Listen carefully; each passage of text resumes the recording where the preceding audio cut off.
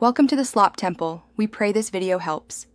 You'll begin by signing into your Google account and confirming you have enough Drive storage. Make sure Drive is active.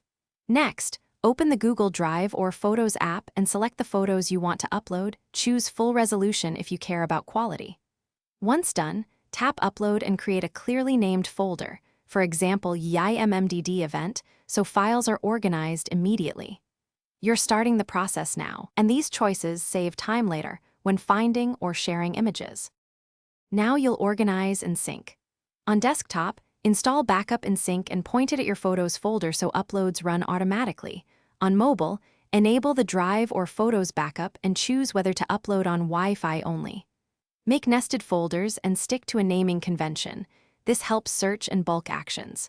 Once files appear in Drive, add stars or descriptions, and set sharing permissions. These steps let you control access and keep everything synced across devices without manual copying.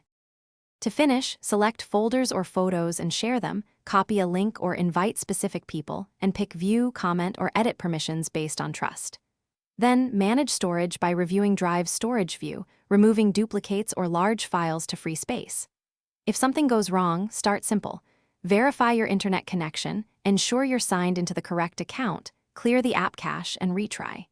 If problems persist, switch to the desktop uploader. That often handles large batches more reliably. Thanks for watching.